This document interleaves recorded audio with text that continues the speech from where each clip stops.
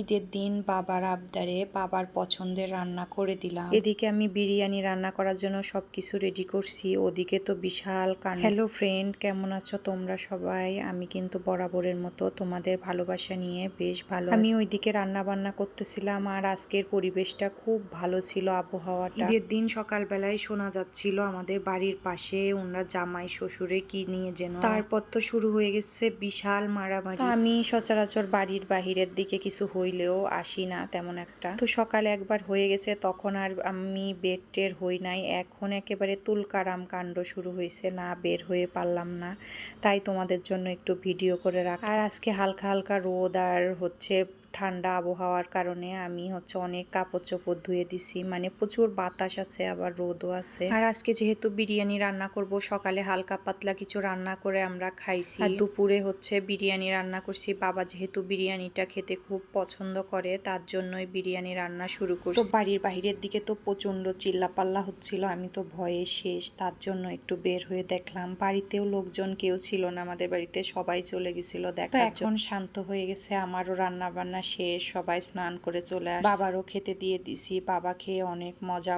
হয়েছে বলছে। আমার হাজবেন্ড আর আমার 2 মেয়েকেও খেতে দিয়ে দিলাম। তো আজকে এই পর্যন্তই, তোমরা সবাই ভালো থেকো।